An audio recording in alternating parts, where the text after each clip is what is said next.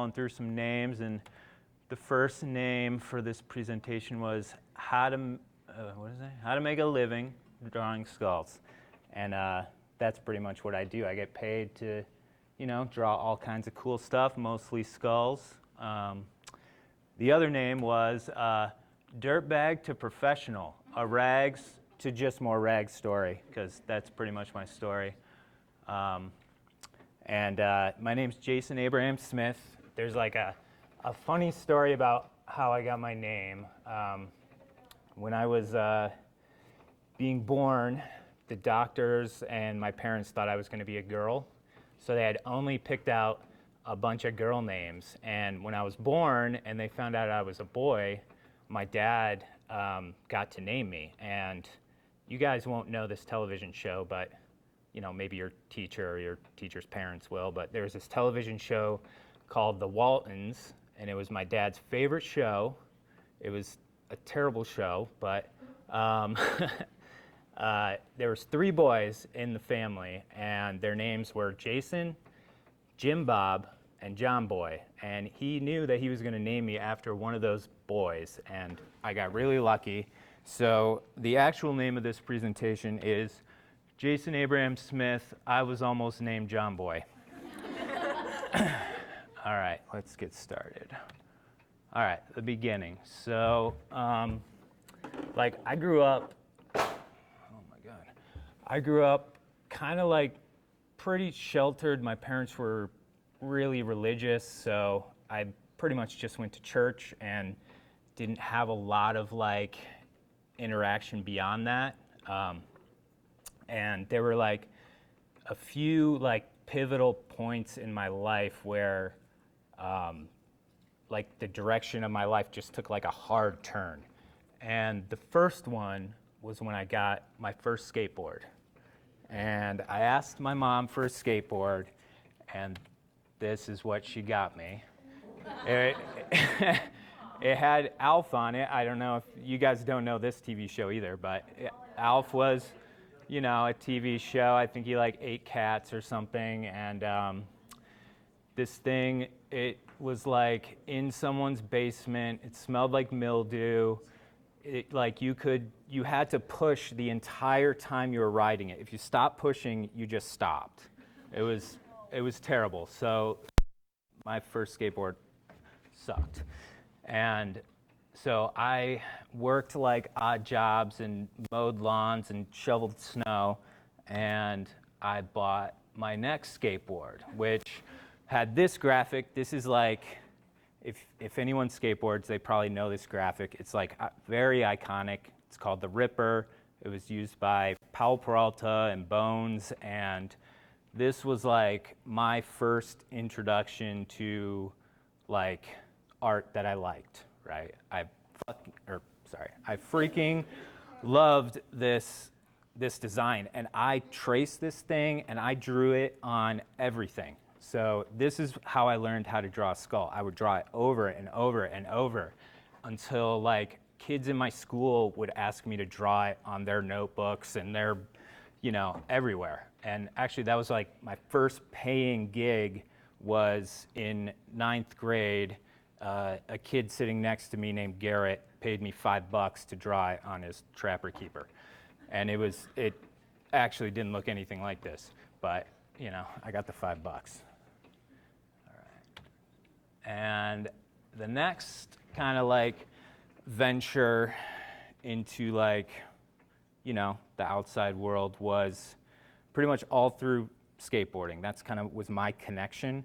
And I was reading a skateboarding magazine, and there was a guy wearing a t-shirt that had this skull and it said Misfits on it. And I figured out that it was a band, and I went to the record store. I bought this record right here, the Misfits Collection 2, and I listened to it all day long, all night long, and this was the next skull that I would draw everywhere, right? And this is probably about the time my mom caught on that I was just drawing skulls everywhere.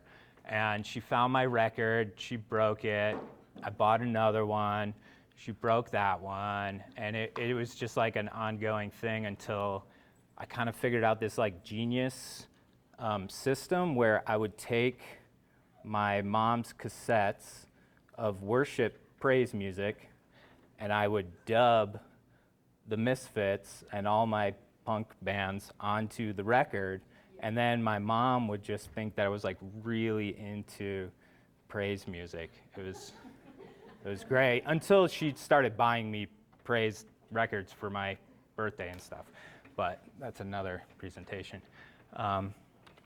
So then we move on to this record.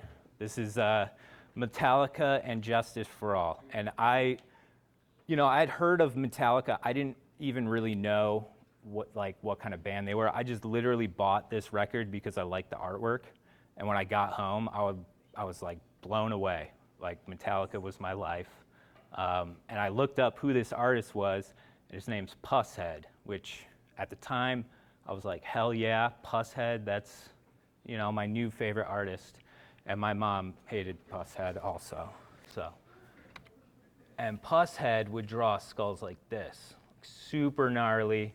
And this was like the next round of skulls that I would emulate and trace and draw really crappy versions of and draw them all over the place and all over my friends' notebooks and everywhere, and freak my mom out. And, she sent me to therapy and stuff. And then we'll move on to this. So that was probably like freshman, maybe some junior. And then probably around, I forgot when this film came out, but this film was called Beautiful Losers. If anyone hasn't seen it, or you should check it out, it's amazing. And it's basically like a bunch of artists and kind of their story, right? And it was the first time that I saw like people like me that were, I don't know how to explain it, but just like a little bit outsiders, outcasts, like kind of loners, and they kind of banded together and just did something great and supported each other, and it just opened my eyes to like what I could do. And this is when I found out that I wanted to be an artist, watching this film. And my favorite artist in this film, her name is Margaret Kilgallen. And you guys should write this down and check her out. She's my favorite. And she did stuff like this. So this is like a huge departure from, gnarly, crazy skulls and metal. This is like something completely different. And it was kind of the first time that I was like really studied an artist and figured out what it was that I liked about it, and I feel like that's kind of been one of my strongest attributes, is throughout my career, I was able to find what I like. And, I copied stuff for a long time, but right around this time, I was able to find what I like and really figure out why I liked it and start to emulate that in a way that wasn't like just ripping it off. And this was the first artist that I could kind of see like, there's definitely like some sort of message in this art. It's not just, metal and skulls and craziness. And it's also the first time that I saw an artist like take over an environment. So like it wasn't just in a notebook or a painting, it was like outside in a parking garage, in a gallery with like things on walls and stuff like that. And then I started looking at what was on walls, and it's all graffiti and tags and stuff like that. And that kind of drew me into that area of art, like graffiti and that whole culture. And then the next artist, so Michael Sieben, he's like a skateboard artist. And I kind of discovered his work through a friend, and it was like I was obsessed with this dude and his art to the point where, like, I'm pretty sure I like sent him letters, emails, and he actually like wrote me back a few times. I asked him how to be an artist and what I should do, and if I should go to college or art school. And I'm pretty sure he told me no, but I'm not going to tell you that out of college. But he told me just to, find out what I like, draw it, make zines, and he told me one thing that was to just like find other artists, and that's what I did. And this is more of his stuff. This was one of my favorite pieces by him, and like, kind of like Margaret, he used a lot of like typography. So, instead of like, you have to figure out what the message is in this painting, it kind of says it, And there's still like a little illusion, but that's what I like really liked about his stuff. And he also did skulls. So this was like the next skull that I would copy, is this kind of like a little bit more cartoony skull. And then, so this artist, we're going to get back into some gnarly stuff. His name's Skinner, and I was at a bookstore, and I was looking through all the art magazines, and this dude's art was on the cover of a magazine called High Fructose, and I bought it, and I went home, and it was like half the magazine was his art, and it was insane. Like, I looked at this guy's art just like over and over and studied it, and I couldn't draw like that, but I tried. And he did like crazy, like psychedelic. The colors were super vibrant. It like, almost hurts to look at this thing. And that's like what I loved about it. It was like, I'd never seen anything like this. And you can kind of like, if you guys, I'm not going to actually show you any of my art. So you guys can go to wherever it's displayed at the art center, and you can, I had them display it in chronological order, and you can kind of almost see like where these influences kind of started and where things started to change.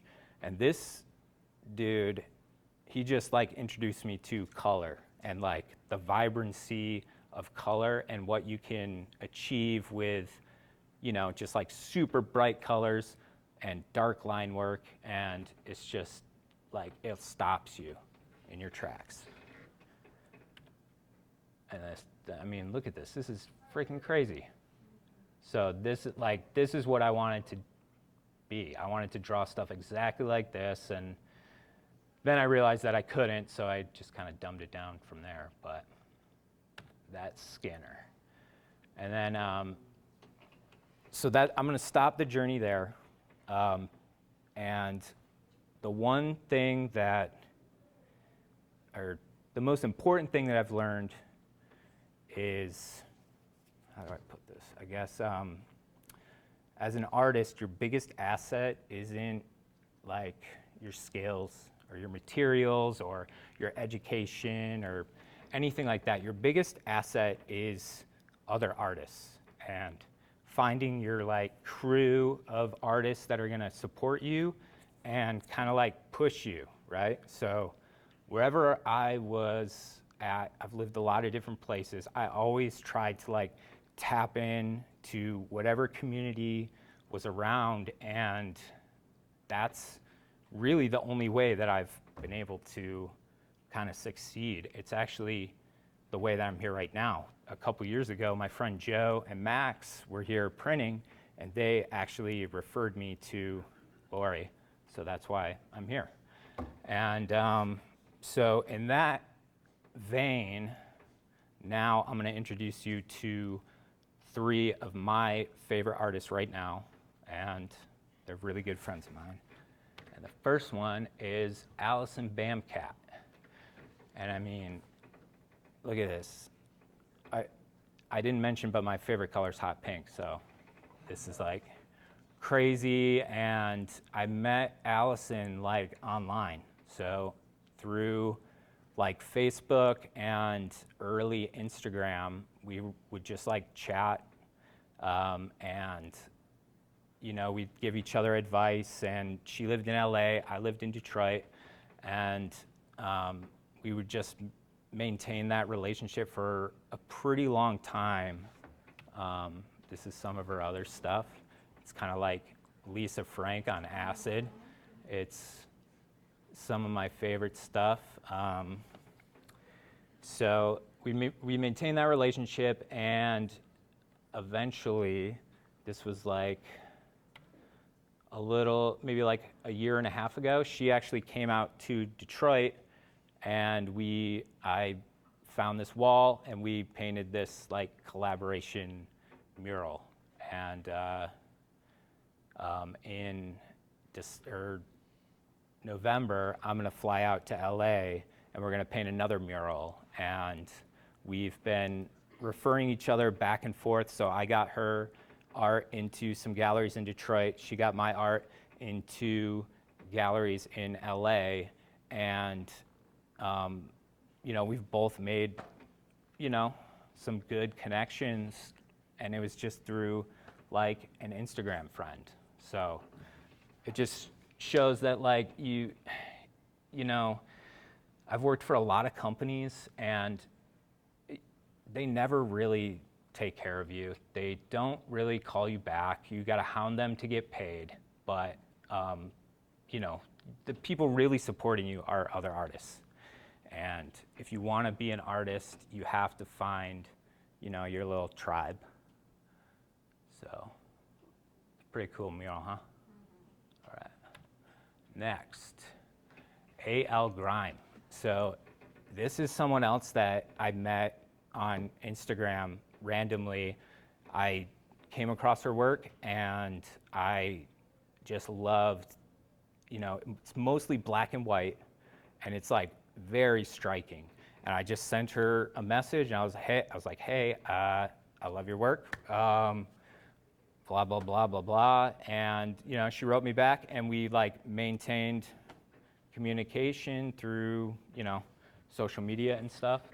And, you know, this is some more of her stuff, but so she is quite a bit younger than me, and she's like really tech savvy. So I don't know if you guys know anything about like NFTs or cryptocurrency, but she was like heavily into that, and kind of was like, Jason, you gotta, you know, get into this thing. It's the new thing. Honestly, I don't understand any of it. And she kind of like held my hand through the whole process, and I had a little bit of success. And that's like one of her murals.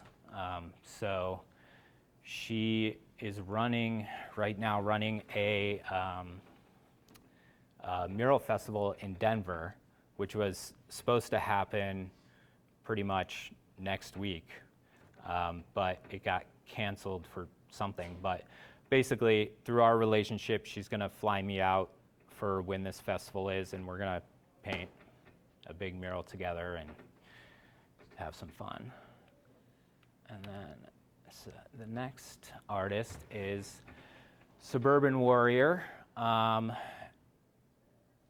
She's from Chicago, and I met her at an art show in Chicago, and we kind of like hung out, like our two groups of friends. We hung out for like a night, had some fun, and like I didn't even know that she was an artist. She never even said.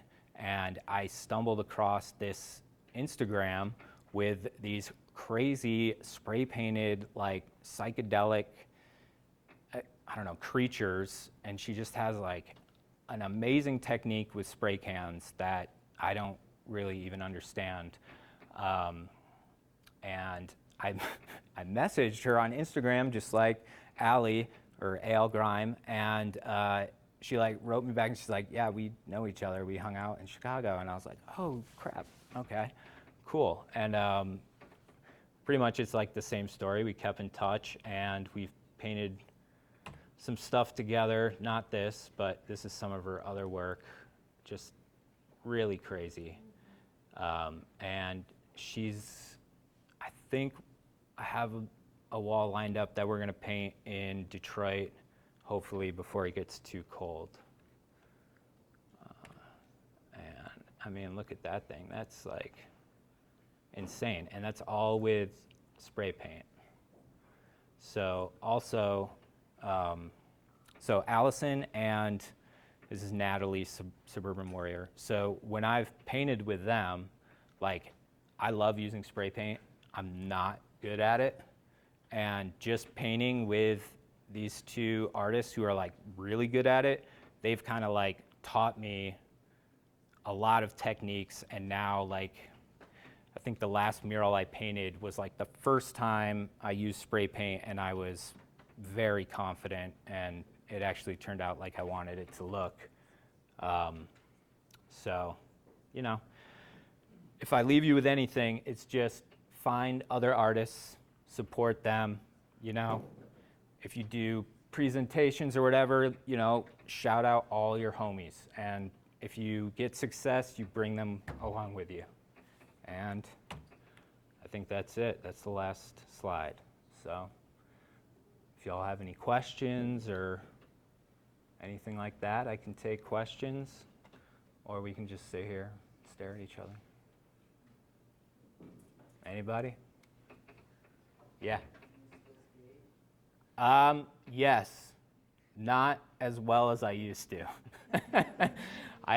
You know, it's funny because it's like when I was growing up, like in my early 20s, all I wanted to do was skate. I did not give a crap about art. I just wanted to skate. And then once I realized, like in my later 20s, that you know my body hurt and my knees were crap now, and you know I better figure something out because I can't be like, I didn't want to just be, you know, working at a coffee shop and a bartender for the rest of my life. And that's kind of when I was like, all right, this is the only other thing that I like. So I just kind of like switched those two things around, where I would skateboard all day and just draw a little bit, and I switched it to I would draw all day, all night, and then go skateboard a little bit. Anybody else? Yeah.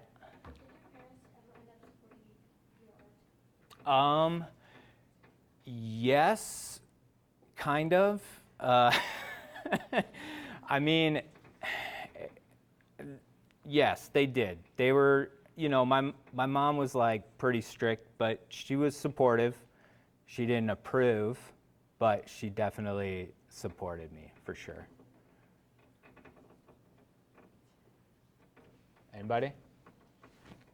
Jason, can you speak to, you work digitally, right? Yeah. Pretty savvy digitally as well as with kind of traditional materials. So Uh-huh. Can you speak to like where you learned each? Yes. So, I kind of just like learned as I went, and you know, I started just drawing and painting, and I kind of, I mean, actually it goes back to just finding people that support you and artists that, you know, friends that will, you know, kind of lift you up. One of my friends was like, hey man, you really should get into design and stuff like that. And he kind of showed me the first tricks of like Illustrator and Photoshop and all that. And I was able to cobble together like a really crappy portfolio and weasel my way into this agency. And I basically, well, I kind of lied and said I had a little bit more education than I did, but don't do that. Basically I got paid to like learn how to be a designer, and that's where I got all my digital chops. And on the flip side, going back to like gig posters and printing, I started that by just like being in a band and being around bands, and basically, you know, you're like, oh, you're playing a show, you want people at your show, let me draw some weird thing, we'll go to Kinko's, we'll print it out, and we'll hand them out, right? And that, you know, after doing that for a while, that kind of like led into doing it for bands that weren't my friends, and then doing screen prints, and then, you know, eventually actually getting paid, and, you know, kind of just snowballed into like an accidental career of sorts. Yeah. What is your favorite medium to work with? Oh my God. Okay, so my favorite medium is all of them, but it kind of changes. I think, you know, I have pretty bad ADD or ADHD, and you know, honestly, I think it works in my favor because I get bored of stuff, and when I get bored of stuff, I want to learn something else. So, you know, it started with pen and ink, and I got bored of that. I started painting. I got bored of that. I started screen printing, and screen printing was like probably one of my favorite, because there's like a strict process. It was like super fun, and there's just so much you could do, and it kind of introduced me to like a whole new market with my art, because I wasn't trying to sell a painting for like hundreds of dollars.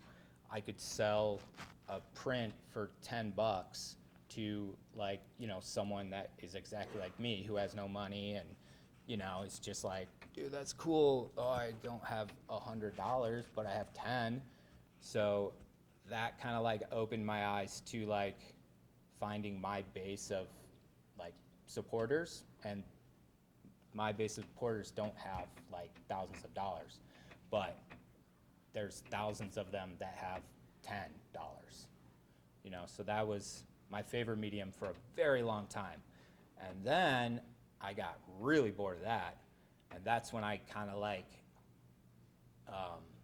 hooked up with like Allison and these 3 ladies who I showed you their work, and I started getting into spray paint, and that's kind of like my new like obsession now, is just like getting good at spray paint. So basically I'm not a master of anything, but I just kind of bounce around and I get relatively good at something, and then I just like move on to the next thing, and it kind of, you know, it kind of like leads me into places where I never thought I would be.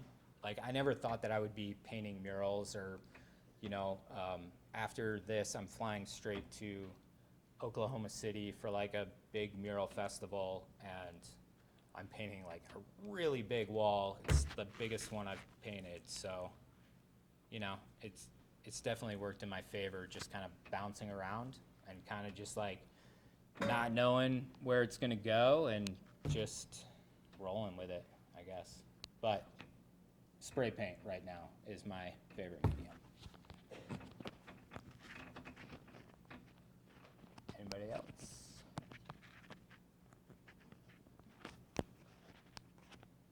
No? All right. Do you think we can wrap it?